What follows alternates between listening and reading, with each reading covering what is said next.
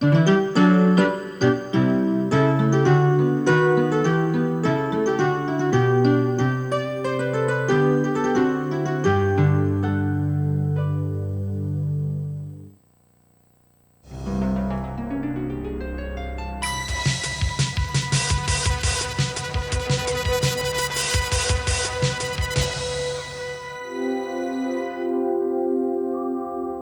have it made. I mean, just look down there. Millions of huge plants growing like crazy. Not a grocery store in sight, and no pizza delivery. We humans have to eat several times a day. Someone has to feed us, at least until we're old enough to open the fridge. Dandelions and oak trees never ask, "What's for dinner?" We eat plants and other animals because we're the most advanced life form on the planet, right? Well, don't get too puffed up. We eat them because, unlike those plants, we can't get along on just air, water, and sun. We say to plants, "I can't do that, so I'll eat you instead." And when we eat animals, we eat the plants those animals have processed into usable food. And eat we do. You will eat about 100,000 pounds of food in your lifetime. That's 50 tons. About 17 big elephants. You eat all this food because you need 4 things: water, energy, proteins, and small amounts of vitamins and minerals. They explain why we need food and what nutrition is all about.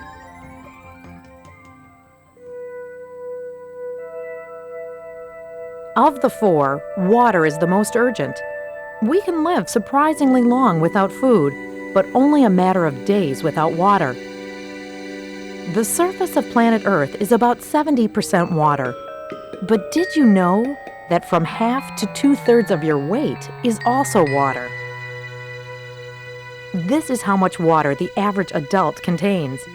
Men with a higher proportion of muscle to fat usually have a higher percentage of water than women. Water is heavy stuff. A gallon of water weighs over 8 pounds. So when you hear about rapid weight loss from a hot new diet, it's really about losing water, dehydration.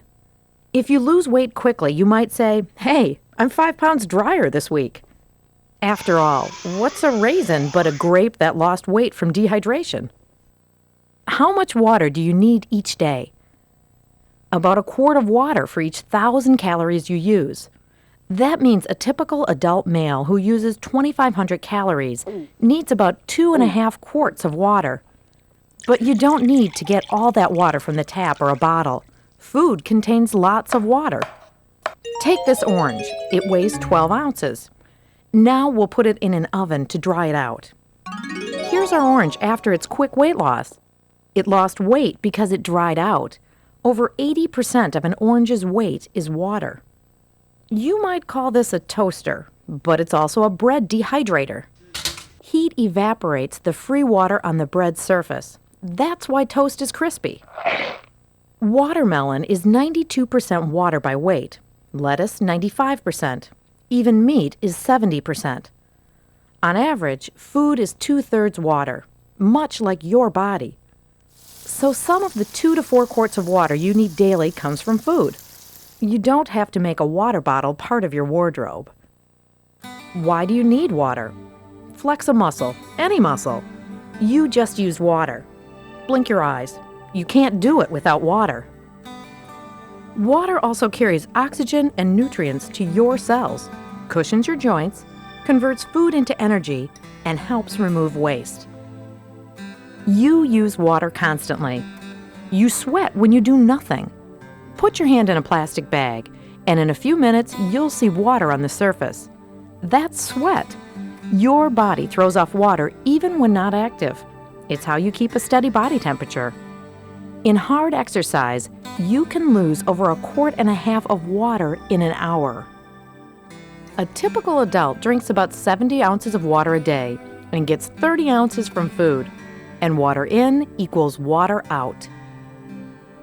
During a day, you lose about 54 ounces in urine and feces, 30 ounces through sweat, and 17 ounces in water vapor.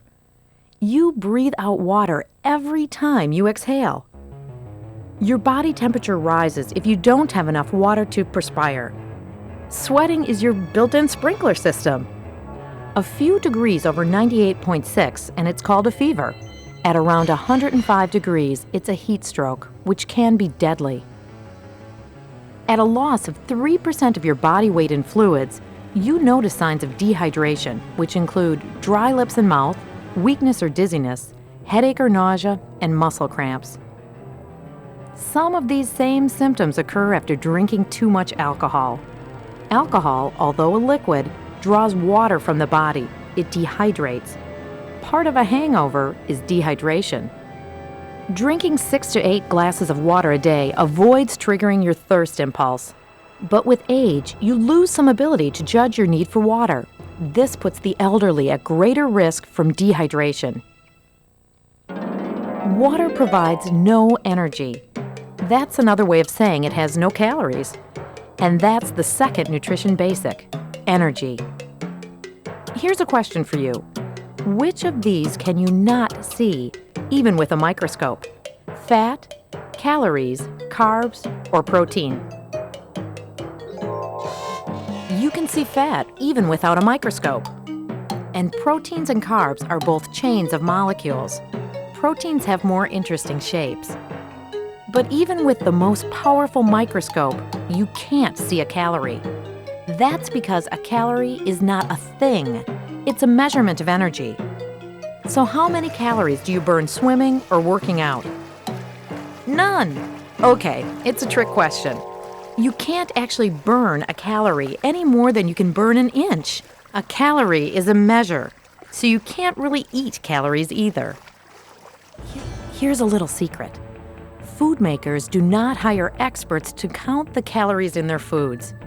They measure fat, carbs, and protein, then derive the calorie count from that. In fact, you can do it yourself. Have someone show you a food label and cover up the number of calories. Announce you can predict how many calories are in a serving. Here's how. You need to know that each gram of fat gives 9 calories, while each gram of carbohydrate or protein provide 4. Do a little mental arithmetic, and you can count the calories.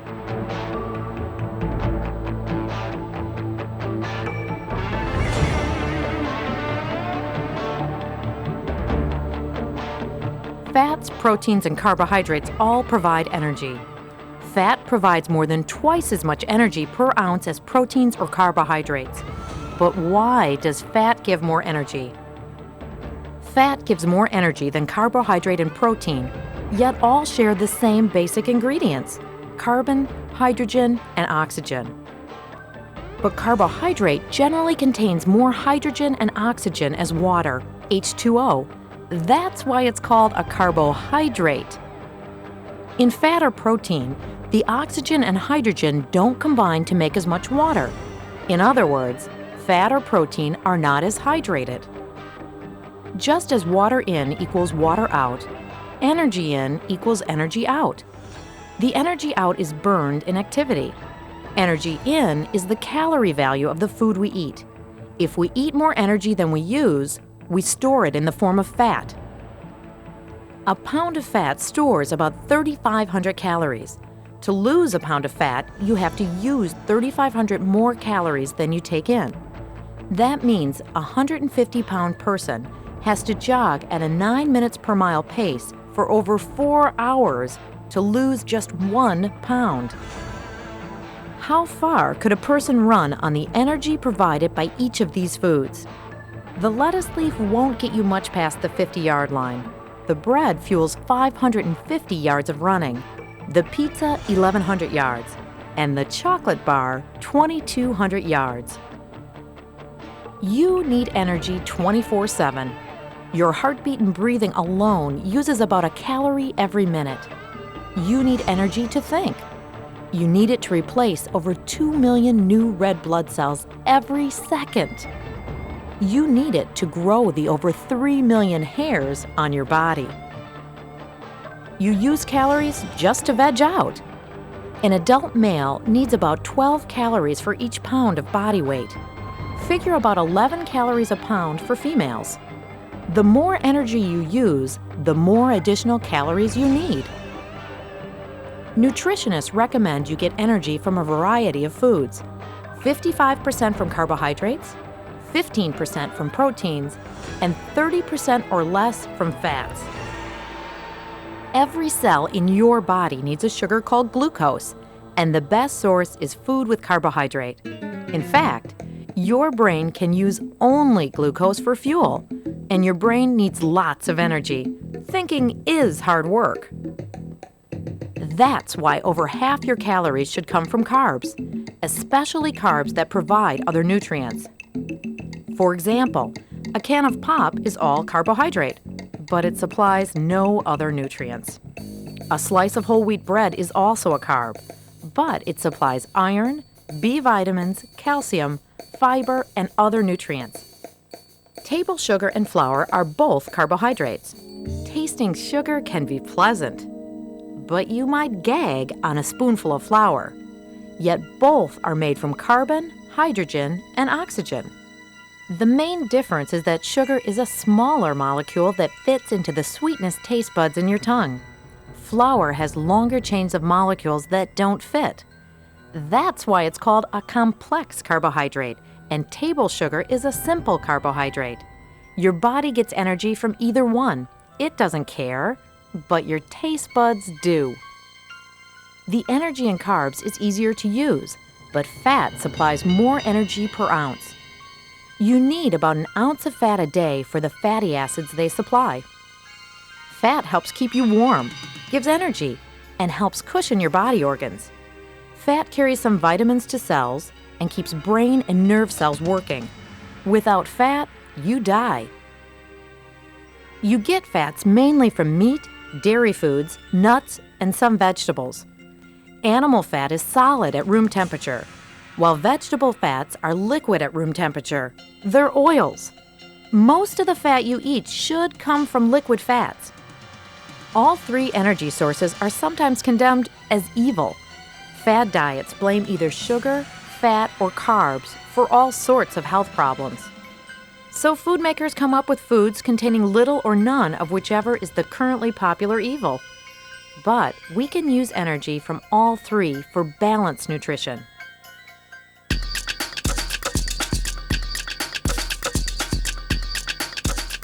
You've heard, we are what we eat. Luckily, that doesn't mean you will turn into the creature from the whipped lagoon by eating too many cream puffs. You have the genetic knowledge to take apart a cream puff or a fish and reassemble it into you. You eat in order to turn other organisms into you. Each of the trillions of cells in your body is made mainly of water and protein. Your cells don't live as long as you do.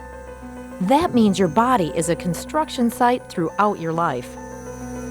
You've seen those low-budget flicks where human-like creatures are shot and burned and generally mashed, yet manage to regenerate missing body parts. Hey, you do that every day. Scratch your arm right now. Go ahead. You just flaked off thousands of dead skin cells. You shed 30 to 40,000 skin cells a minute, and you replace them all.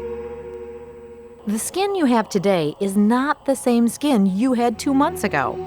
Like a sci-fi cyborg, you grow new skin. In fact, you grow over 9 pounds of new skin every year. And it's not just skin. You constantly rebuild all your body parts.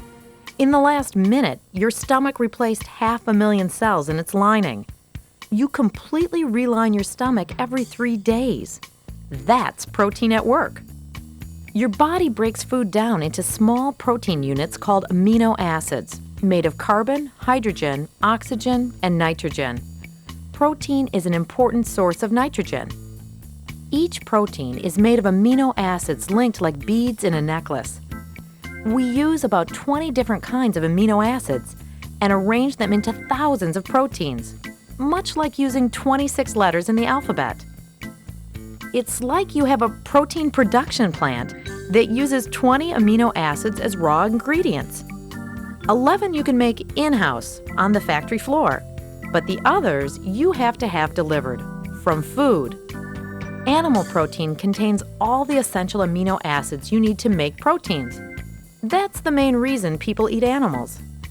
We also get protein from plants, but plants do not provide all the amino acids at once. The food with a nearly perfect balance of amino acids is the egg. The best plant source is the soybean, which does supply all the essential amino acids. As we age, we become less effective at making protein. Muscle mass, that's protein tissue, declines while fat often increases. That's why muscle seems to turn to fat in old age. In reality, muscles cannot turn into fat any more than your hand could turn into a nose. In short, the answer to the question, what do you do with protein, is just about everything connected with living.